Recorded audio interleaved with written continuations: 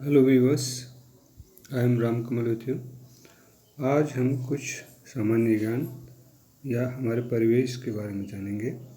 आप सामने देख रहे हैं एक चित्र है, उसमें कुछ गोले गोले बने हैं, कुछ भरे हुए हैं, कुछ में नहीं भरे हुए हैं। ये क्या है?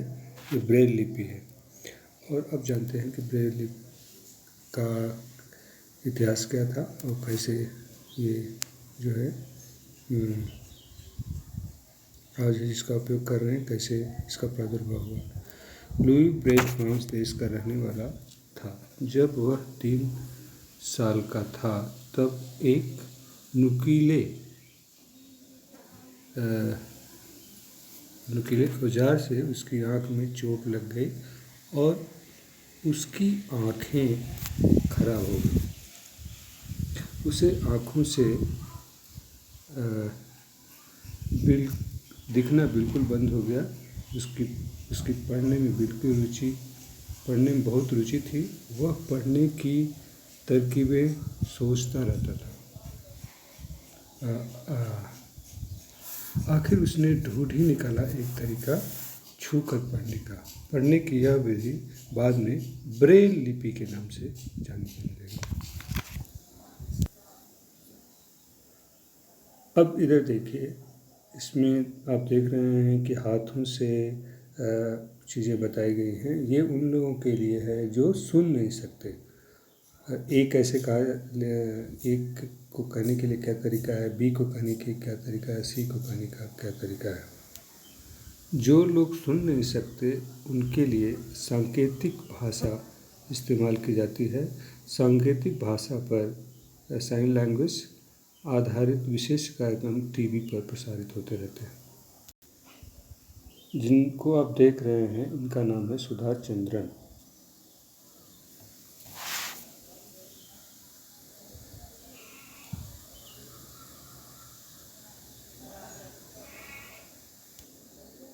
सुधा चंद्रन को भारतनाट्यम में प्रसिद्धि प्राप्त है। एक दुर्घटना के कारण उनका एक पैर काट दिया गया। कृत्रिम पैर आर्टिफिशियल लेग की सहायता से नृत्य करके उन्होंने प्रसिद्धि प्राप्त की। ये चित्र देखिए, ये है चित्र रविंद्र जैन का। ये चित्र है रविंद्र जैन का। रविंद्र जैन को आँखों से दिखाई नहीं देता। उन्होंने बहुत सारी फिल्मों और टीवी कार्यक्रमों में अपना संगीत दिया है। उनके अच्छे संगीत के लिए उन्हें कई पुरस्कार प्रदान किए गए हैं। ये जो चित्र आप देख रहे हैं ये है शरद गायकवाड़ का। शरद गायकवाड़ का एक हाथ खराब है। उन्होंने तैराकी के क्षेत्र में भारत का नाम रोशन किया है। खेल 2 प्रकार के होते हैं। इंडोर गेम, इसका अर्थ है घर के अंदर खेले जाने वाले खेल, जैसे शतरंज, टेबल टेनिस, कैरम आदि। आउटडोर गेम, इसका अर्थ है खेल के मैदान में खेले जाने वाले खेल, जैसे hockey, cricket, football. Outdoor game, इसका अर्थ है खेल के मैदान में खेले जाने वाले खेल, जैसे हॉकी, फुटबॉल आदि। आइए इनसे मिलते हैं। ये हैं मेजर ध्यानचंद। मेजर ध्यानचंद पूर्व कप्तान हॉकी। इनके नेतृत्व में भारतीय टीम ने ओलंपिक में स्वर्ण पदक जीता। ये हैं PV Sindhu. PV Sindhu badminton खिलाड़ी हैं और रियो ओलंपिक में रजत पदक विजेता है। ये हैं सुशील कुमार। ये भारतीय पहलवान हैं और कुश्ती में इन्होंने नाम कमाया है।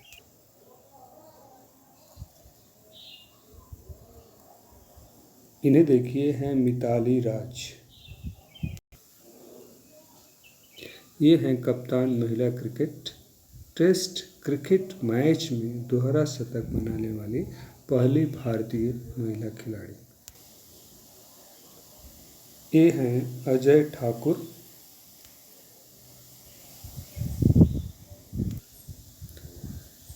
कप्तान भारतीय कबड्डी टीम, भारत को कबड्डी वर्ल्ड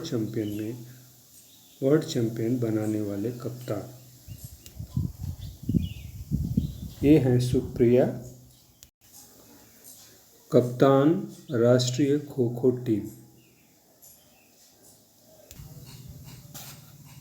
इसे भी जाने। बहुत से जानवर रंगों को देखने पहचानने में अक्षम होते हैं। उनकी दृष्टि मात्र सफ़ेद रंग को देख पाती है, किंतु बंदर मानव की तरह अलग अलग रंगों को पहचानने में सक्षम है। कुत्ते के सूंघने की शक्ति के कारण ही विस्फोटक व नशीले पदार्थों को ढूंढने तथा अपराधियों को पकड़ने में उसकी मदद ली जाती है। इसी कारण जो है उसकी मदद ली जाती है।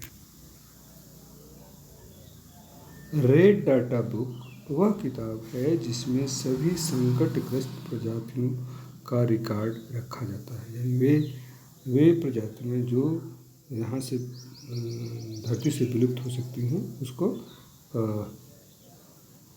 रेड डाटा बुक में रखा जाता है। गौरैया को बचाने के लिए अब हर साल 20 मार्च को विश्व गौरैया दिवस मनाया जाता है। बाघ हमारा राष्ट्रीय पशु है। इसका अस्तित्व खतरे में है। इसकी सुरक्षा के लिए परियोजना प्रोजेक्ट टाइगर लागू की गई। कुत्ता मानव का प्रथम पालतू पशु था। तांबा सर्वप्रथम खोजी गई धातु है।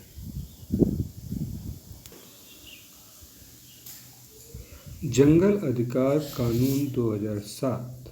यह कानून आदिवासियों को जंगल पर उनका हक दिलाता है। इसके अनुसार जो लोग कम से कम 25 साल से जंगल में रह रहे हैं, उनका वहाँ के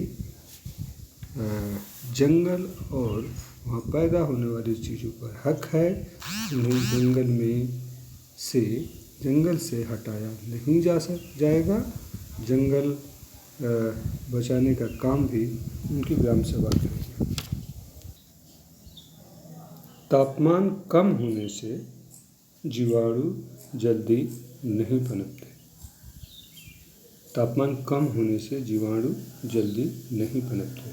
कम होने का मतलब बहुत अधिक ठंडा होने पर भी जीवाणु नहीं पनपते।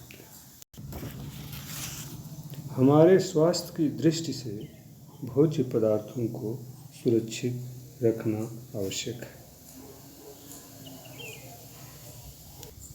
भोज्य पदार्थों के संरक्षण में रासायनिक पदार्थों का उपयोग उपयुक्त मात्रा में ही करना चाहिए।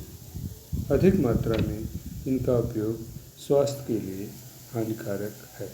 यानी वो खाने पीने की चीज़ जो है उसमें रासायनिक का उपयोग कम करना चाहिए, क्योंकि ज़्यादा करने से स्वास्थ्य के लिए ये हानिकारक है।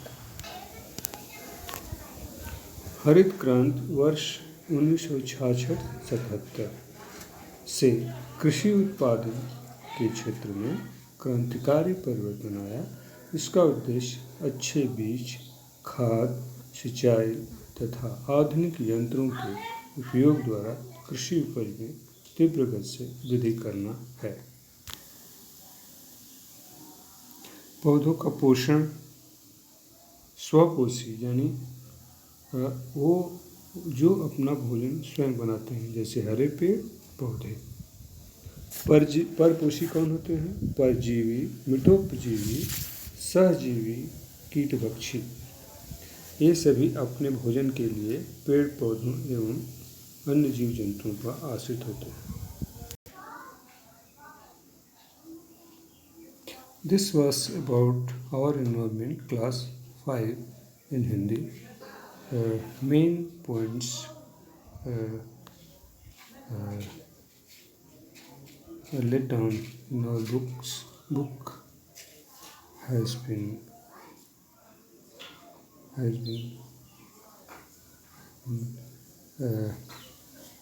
explained to you. Thank you for being with me.